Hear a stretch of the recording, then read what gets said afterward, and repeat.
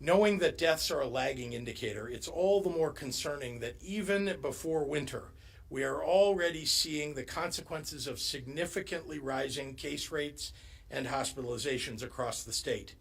And we can expect much worse to come if mitigation measures aren't followed leading into Thanksgiving. We don't want to end up like the Dakotas, for example, which have taken far fewer proactive efforts to reduce the spread and are currently seeing per capita death rates more than twice what we're seeing here in Illinois. You can prevent this, but you have to act now. The consequences of inaction go deeper than just this disease. Every bed in the hospital that a COVID patient takes up is a bed that's not going to treat someone's heart attack, a cancer patient, or the victim of a car crash. Every doctor reassigned to the COVID wing is a doctor no longer available to do an appendectomy, set a broken rib, or monitor newborns. Add on to it that flu season sends tens of thousands of Americans to the hospital every year. Take into account that we have just 1,100 ICU beds open in a state of nearly 13 million people in the middle of a pandemic. Deaths from COVID-19 are up 260% since the beginning of October, when we were averaging 23 deaths a day, and 98% from 2 weeks ago when we were averaging 41 per day. Now we're seeing 81 deaths per day. That means that every day we're averaging another 81 mothers or fathers or children or grandchildren no longer with us. Adding to the total of Illinoisans lost, now at more than 11,000, and the number of Americans lost, now at 246,000. With all the other causes of death, we fight like hell to keep people alive.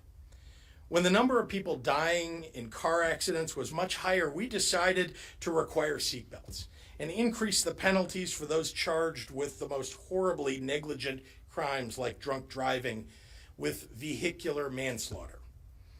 By doing these things, we significantly reduced the numbers of lives lost. When seasonal flu was much more deadly than today, we implemented a national strategy to provide annual flu vaccine at a low cost or free, and now every corner clinic and doctor's office tries to vaccinate everyone who walks in the door in the fall to bring that number down. Cancer in its various forms takes hundreds of thousands of our loved ones every single year. So we pour billions of dollars into research to someday put an end to this tragic disease. We have to fight against this one too. I know that it is incredibly difficult that we're still living with this pandemic, and it's exceptionally exhausting to think that for all that we've sacrificed, this new COVID storm is taking more and more lives. But we have to remember that we can contain the damage that this is causing, and there will be an end to this. There's a light at the end of the tunnel. There will be an end. This will be over someday. We're seeing incredibly innovative, wonderful news on the vaccine front. Just this morning, Moderna announced outstanding preliminary results of nearly 95% protection for those who were vaccinated. And while the Moderna and Pfizer models both use mRNA technology, Moderna's vaccine can be stored at much lower temperatures, meaning that it could prove especially functional in reaching people who live farther from the hospital. Between the two announcements and the countless incredible public and private sector researchers who fueled it, we have real hope for possible widespread distribution by early spring. Still, that's months away. So we have to let that inspire us not to give up and to take more precautions for ourselves and for our healthcare workers. Let's do all that we can to save lives now so that more Illinoisans, more Americans will be here when the vaccine is here, to get the vaccine and get to the other side of this pandemic. So thank you, and with that, I'd like to turn it over to Dr. Ngozi Ezike.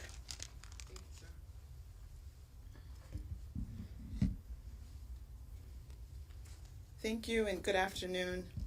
This is the week before Thanksgiving, and I want to remind people that it is not too late to rethink your Thanksgiving Day plans. They need to be more aligned with COVID-19 precautions. We can all see it. Things are getting worse, and so those initial plans that you made several months ago, even several weeks ago, they may need to change. Do your plans include those who are over 60? Do your plans include those who have medical conditions that put them at higher risk? Are some of your intended guests pregnant? You have to be thinking about all of these things before you bring additional people into your home. The best way to share this holiday is virtually. You really have to consider doing it that way. Let's not gamble with the virus that has already stolen from us, robbed us of nearly 11 million people in just 8 months. Since yesterday, 11,632 new cases of COVID have been reported for a total of 585,248 cases in the state of Illinois. This includes reports of 37 additional lives lost for a total of 10,779 deaths in Illinois. Again, these are our neighbors, teachers, religious leaders, grandparents, all of those empty seats around our Thanksgiving table from next week.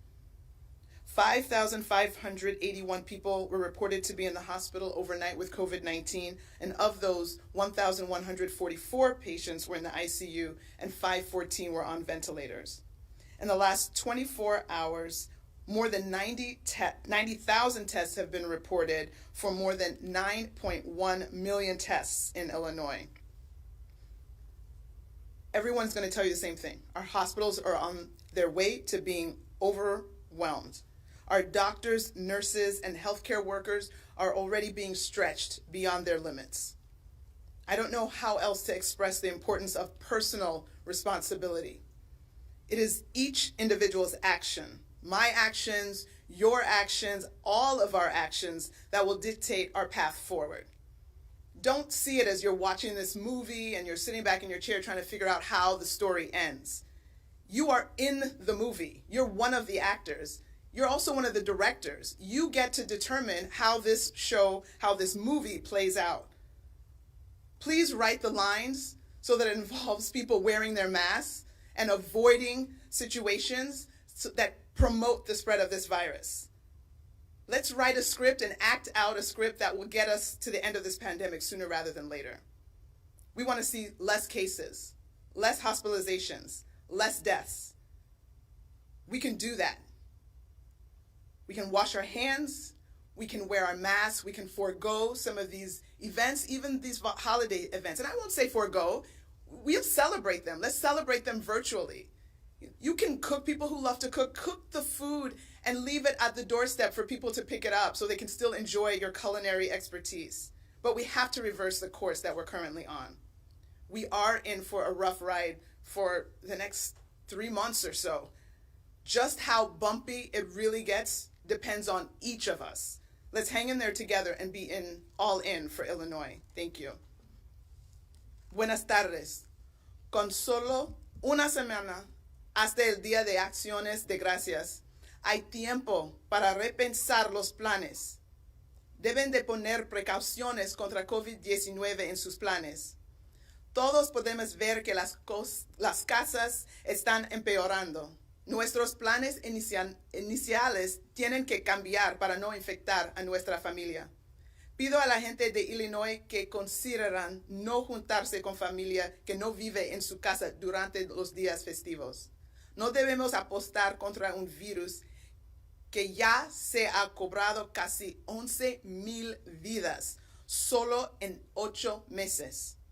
Desde ayer se han reportado 11,632 nuevos casos de COVID-19 para un total de más de 580,000 casos en Illinois. Informamos 37 vidas perdidas desde ayer para un total de más de 10,700 muertes en Illinois. Estos números son madres, hermanos, hermanas, profesores, pastores, abuelos y amigos que no se unirán a nosotros en la mesa de acción de gracias o celebrando los días festivos. 5,581 personas pasaron la noche en el hospital con COVID-19. De ellos, 1,144 pacientes estaban en la unidad de cuidados intensivos y 514 pacientes estaban en ventiladores. En las últimas 24 horas, más de 90,000 pruebas fueron hechas, para un total de más de 9.1 millones de pruebas hechas en Illinois. Nuestros hospitales están en camino de capacidad completa. Nuestros médicos, enfermeras y trabajadores de la salud se están trabajando fuertes. No sé de qué otra manera expresar la importancia de la responsabilidad personal. Es la acción de cada individuo, mis acciones, sus acciones, todas nuestras acciones las que dictarán nuestro camino. Nos espera un rumbo difícil durante los próximos 3 meses. Tenemos que trabajar juntos contra este virus, pero cada persona tiene que hacer su parte. Escúchame, hay que proteger a nuestras familias a toda costa. Y voy a seguir haciendo mi parte. Espero que tú también lo harás. Muchísimas gracias para su apoyo. And with that, I'll turn it back over to Governor Pritzker. Thank you, Dr. Zikin. I'd like to welcome our first of 2 guest speakers streaming in from their respective communities to share their insights and to remind Illinoisans of the people that we're all fighting for. First, Dr. Michael Kulish, an emergency medical specialist and chief medical officer for both Northwestern Medicine's Kishwaukee Hospital and for Northwestern's Valley West, a critical access care hospital. He's going to talk about the concerning rise in cases in the DeKalb area. Dr. Kulish? Thank you, Governor. As the Governor mentioned, our hospitals are located in Region 1, and the numbers have over doubled from what we thought was the peak in late spring and early summer. We've developed surge plans that allow us to go ahead and flex up and down as the volumes increase, and we're confident that we can implement the surge plans quickly if needed. The physicians, nurses, and staff have done a phenomenal job rising to meet the challenge of increased volumes, taking care of the patients that they serve. It's important for the community to understand that each of the hospitals is a safe place to come to. I know early in the pandemic, some patients opted to stay home because of fear that it wasn't safe at the hospitals. But the hospitals have put a lot of things in place, including PPE, hand washing stations, visitor policies that does make it safe for patients to come. So if someone does have a medical emergency, please feel comfortable coming to the hospital. The important piece, though, is as we continue to have the volumes go up, it is very difficult for our staff, our physicians, our clinical and non-clinical staff to continue the long hours working, and resources are going to dry up. So it's important for all of us to do our part. And our part isn't that difficult. It's simple. It's masks, it's physical distancing, it's washing our hands, and it's staying home and avoiding gatherings when we can. By doing this, we hopefully will flatten the curve and get back to what was once normal. Thank you. Thank you very much, Dr. Kulish. Appreciate you sharing your experiences, and to you and all of your colleagues for your courageous service throughout this pandemic. I know that it's not the challenge that you envisioned when you got into medicine, but you've taken it on and you're doing a tremendous job. Thank you. I'm grateful as well for our second speaker, Ruth Colby, President and CEO of Silver Cross Hospital in New Lenox in Will County. Ruth has been with Silver Cross for 15 years and has paved an impressive and innovative career path in the field of healthcare. And in joining us today, she is joining us today, to testify to the problematic trajectory that Silver Cross is seeing going into the holiday season. Ruth, sorry. Thank you, Governor. And on behalf of all the hospitals in Illinois, I'd like to thank you and Dr. Ezeki for your tremendous leadership throughout this pandemic. You are correct. Hospital healthcare workers are weary. The pandemic has taken its toll on our community and on our healthcare workers. And it's not only the bedside healthcare workers, but that we have housekeepers and nutrition services workers, and we have building services workers, everybody who makes sure that this place operates the way that it does to serve our community. Today, we have over 60 individuals that are not able to come to work because of contacting COVID in the community. I'll agree with Dr. Koulis. The hospital is safe. We have PPE, we have visitor restrictions, we have all kinds of protocols in place. So please do not delay medical care. But what we're seeing is our staff contracting and being exposed to the disease in small community gatherings or in places that people are not wearing masks. And this makes it more and more difficult for us to take care of people in Region 7. Our positivity rate out here has exceeded 18%, and we have not seen a drop in it for several days. We continue to do surgeries. We manage very, very carefully the schedule. We look forward to make sure that we have enough beds. Our surge plan is in place so that we are able to use any resource within the hospital that we can accept patients. Our emergency room has been extremely full night after night. So I think my message is that every time someone in the community does not wear a mask or observe the other safety precautions you've outlined, that creates the potential for a healthcare worker to contract COVID. And we're urging everyone in the community to please help us stem the growth of this disease, especially over the holidays. Thank you, Governor. I'll pass it back to you for questions from the media. Great. Thank you very much, Ruth, and thank you for the work that you're doing on behalf of all of us at Silver Cross Hospital. And with that, I'd be happy to take questions from members of the media. What indication do you have that people are heeding last week's advice to stay home as much as possible? That people are? Yes. Yeah, that people are.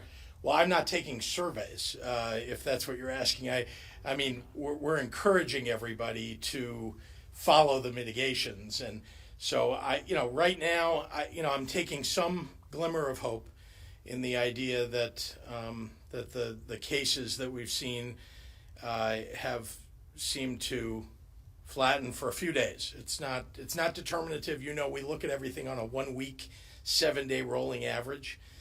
But I'm always looking for some hope here. And so I would hope that people who are following it are the responsible parties for keeping the numbers where they are. Having said that, we know that over the weekends sometimes we see a moderation of cases, and then you come to Tuesday, really, and you start to see the numbers spike. So I'm concerned. Have you reached out to the out-of-state nurses that were here the first time around to see if they can come back and help out? If need be, do we need them now? Well, I want to be clear, we don't reach out to them, right? What we do is make those lists of staff available to all the hospitals.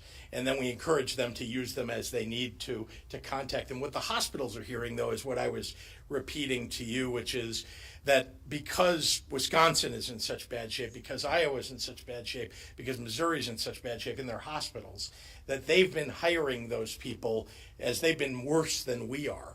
And so it's hard to get those people. Some of them live in those states, or they live in other surrounding states, and they've decided to go to those states where they can get work, and we haven't needed them up until now.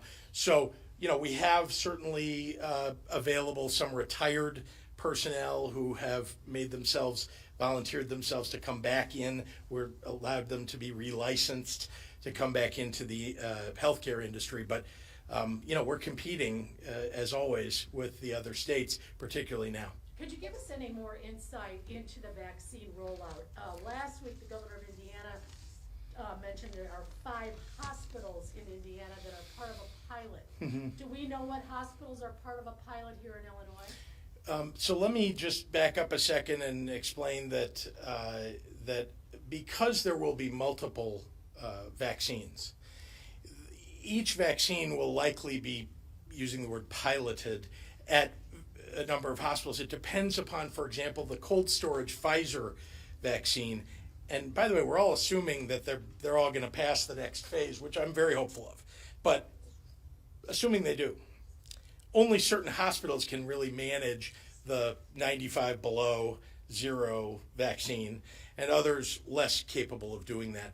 So that's kind of how the decisions will be made. But the answer is no. The specific hospitals have not been decided on, although I was just on a call. It was a White House call of the COVID task force led by the vice president, and they had a number of people on it talking about the federal government's engagement in this cold chain and what will be required there, and the federal dollars that will be provided for distribution of the vaccine, as well as the vaccine being free. Although the vaccine itself will be free, it'll be the administration of it that will fall to Medicare, Medicaid, and private insurance. Governor, and this Yes. is a question more for Dr. Ezike, but in regions 1 and 7, where we are getting to those dangerously low levels of ICU beds and surge beds, what happens once there are no more beds available? So I understand the problem is more staffing, but from a patient perspective, are we talking about patients having to be transferred further away from home for treatment? What are the biggest concerns in terms of folks getting access close to home right now? Well, there are various phases of this that will happen if a hospital literally gets full. But let's start with where we are now. An ICU bed, the definition of an ICU bed is essentially, do you have ICU staff available, and do you have the equipment that is normally accompanies an ICU bed?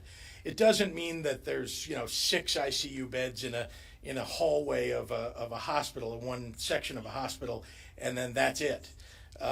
You could, in theory, and we looked at this back last spring, take a regular hospital room and convert it into an ICU bed with staffing and equipment. Some hospitals don't have excess staffing and equipment, and that's why we're talking so much about staffing here. In which case, if there is no, typically it'll be the new hospitalizations, the new patients at a hospital who might be diverted to another hospital that might be further away. It sort of depends on their condition, right? You wouldn't send somebody out of an emergency room that's having trouble breathing and send them many miles away, but someone who might be stable and is doing okay but still needs hospitalization, you might try to send that person to another hospital so that you could treat somebody who's incoming at the emergency room. But we have a lot of options available to the point where what we don't want to get to, which is what I'm really pleading with people about, and what I think these hospital professionals are pleading with people about, which is we do not want to get to a point where our hospitals are literally over full. And then you will have somebody come and they just don't have personnel or a bed to treat them.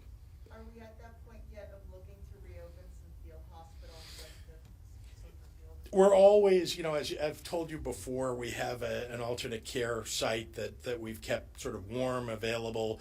And again, those would not be for emergency type situations, but rather for people who are more on the other side of this, still need hospital care, but they're improving and so less acute. And we would move those people from one hospital to another in order to make room at the original hospital. Governor, do you plan to participate in the Thursday meeting of the IHSA? There will be meeting about the winter sports, basketball, and other sport activities. Will you be there personally? Will No. IDPH be there? What do you plan for that meeting? No, I think that there's been a lot of interaction between IHSA and our staff as well as IDPH. And so, we'll certainly, make available our staff for consultation and so on. But I think we've all been, pretty clear about where we are with regard to winter sports. And that is a no-go. Yeah, it's what we issued. It's we relied upon the best experts we could to come up with a plan for the winter. And by the way, since then, COVID's gotten a lot worse. Can you expand on what kind of tax? I couldn't hear. I'm sorry. Can you expand on what kind of tax adjustments or loopholes that you might change or the businesses might have to prepare for? With regard to the budget, Yes. the answer is no. I'm in conversations with the leaders, as you know. There's a lot on the table. We got to look at cuts first, and we're all looking at that. I think those cuts will be somewhat painful, and then we'll consider all the other options about what we need to do in order to get to balance for FY21 and moving forward. We'll do one more in the room and then we gotta go online. Could you give us Oh, a sense? all right, you get. We're gonna tussle. Yep. Both of you. Yes. A lot of people are asking. If you could both respond, please. What are you doing differently for Thanksgiving this year that you didn't do? I mean, how will your Thanksgiving? Oh, I have often had friends, many friends who don't live, whose families rather are not in Illinois and who can't go to their families and therefore would otherwise be by themselves. We've had those families over to join our Thanksgiving. That's been the history of our Thanksgivings for MK and me. But that's not something we're doing this year, as you can imagine, and we're encouraging people to stay at home, have their own. We'll, if we can, we'll do Zoom Thanksgiving with people. But most importantly, I think, keeping in your own pod of close family, that's the best thing you can do. You're not bringing COVID in. These are people that you've been with every day. It's much, much safer. All right, Since Dr. you live, since you live in Chicago, I mean, are you going to follow the no travel advisory that Mayor Lightfoot put into place at 6 a.m. this morning? Yeah, I don't know what that says exactly, and I don't know exactly what my plans will be, but I'll certainly, be happy to share. The Second City blog said that your family's already in Florida and all. I mean, Well, I think you already know. I mean, we have a place in Florida, so. Yeah. And we're not gonna address rumors from random blogs online. So, we will do, we're going online. You must know what the mayor's plan is. I mean, I actually have not seen what the mayor put out this morning. I've been very busy, as you can imagine. We are. Last week. I mean, she put it out last week. Well, I know there was something new this morning, I heard. Actually, I don't think there was a travel ban, but I think there was a discouragement. Yeah. Will you be in Illinois for Thanksgiving? That is my hope, but I will let you know. Okay, everyone, we're going online. Mark Maxwell has a question. What was your reaction to your budget office's projection that the backlog of unpaid bills could reach $33.2 billion over the next 5 years, and why would anyone want to do business in Illinois if they can't get paid? Well, I think what he's referring to is the 5-year plan that was put out. Not plan, it's a 5-year estimate for Illinois. Let me be clear. There are not solutions to the budget problem that are built into that. That was a definition of what the budget problem is if we go without any solutions. But I've been very clear since right after the election that we're going to have to make a lot of changes in our budget, and I've been working since then to get that done. John O'Connor at the AP, what are your top needs for COVID relief from the feds? Just money for the budget? What will the state compact strategy be to get the feds to come to the table? And what did you tell VP Pence today? There's a lot of questions. I'm sorry, what was the compact? Yeah, the compact of Midwest states. Oh. He's talking about, will that be part of your plan to get the feds to bring money? And what are your top asks from the feds? Well, there are a lot of questions there. Let me begin by saying that, we're fighting COVID. I mean, that is the number one thing that we can do right now is fight COVID.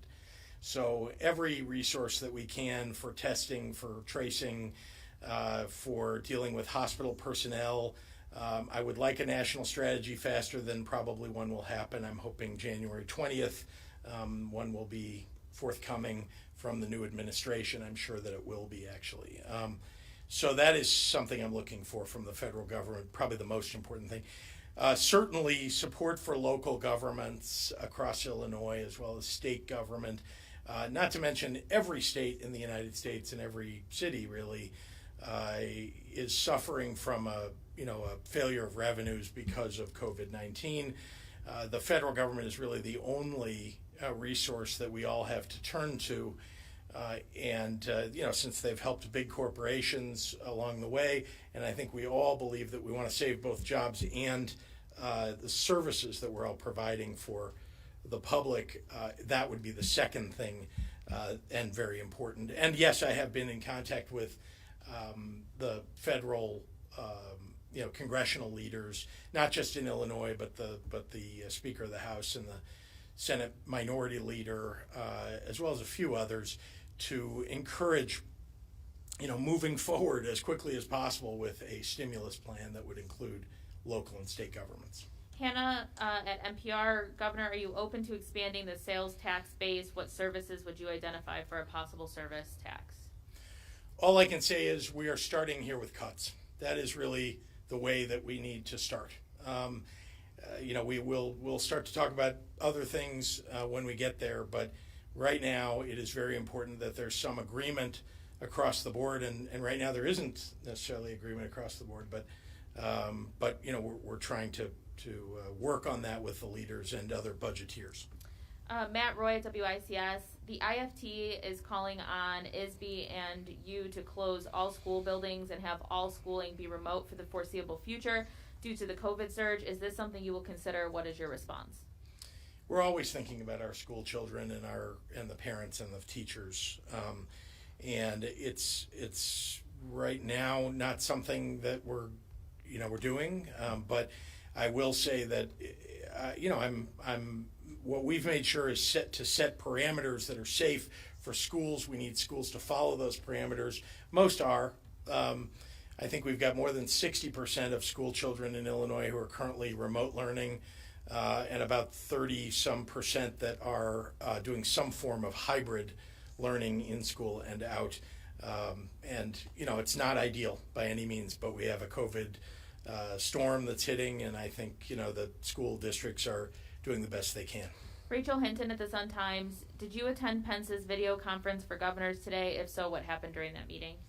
I did attend. I didn't attend on video, but I was on the phone, and I mean there's an awful lot that was said in that meeting. It was mostly about the vaccines and the ways in which the federal government intends to try to get those vaccines distributed to the states. There wasn't really a lot new, in my opinion, although it's always good to hear from the head of the CDC who was on that call. We had Dr. Fauci was on the call. There were others, who were just giving from their department's perspectives how this will all work. Kelly Bauer at Black Club, demand for testing is far outpacing supply and people are having to wait days, if not weeks, to try and get a test. Is there anything the state can do or is doing to get more testing to Chicago? Well, aren't you glad that we built up our testing capability, because we're third in the nation in providing tests and one of the best on a per capita basis. And it's true that when the COVID storm is hit and more people are concerned about getting COVID-19, they're going to get a test. I'm glad that people are going out to get a test. I think that's a good thing to do. And I'm glad that we have so much capability. Where we have heard of longer lines or areas that don't have enough testing, we've tried to move our mobile capability into those neighborhoods, for example, on the southwest side of Chicago. But I also want to remind you that the city of Chicago really has most of the control of providing tests within the city. We augment that wherever necessary. And then, of course, the rest of the state, for the most part, although cities are involved, the state is significantly involved in developing those sites. And the state has its own drive-through sites that are absolutely free, that are all across the state. Jim Haggerty at the Rockford Advocate, because the virus is now spreading exponentially, can Illinois expect to see another wave of COVID that lasts well into the winter and possibly spring of next year? Are you actually asking how long will this last? I think that's the gist. Essentially, yeah. I don't know. I mean, I really wish I could tell you. I don't know. I can tell you that nobody that I've talked to thinks that this is ending, in the next 4 to 6 weeks. I mean, this is going to be a very rough, I think Dr. Ezike said it best, it's going to be a rocky next few months. There will be people who don't go get their flu shot, and please go get your flu shot. But people who do that and they end up in the hospital, and there are going to be a lot of people who don't follow the mitigations, which is awful. And please follow the mitigations. Please wear a mask for everybody's sake. And we'll try to limit the damage that this COVID storm is causing. Marnie Pike at the Daily Herald will be our last question. Where is the alternate hospital site reference that could take overflow? Metro South. Thanks, everyone. Thank you.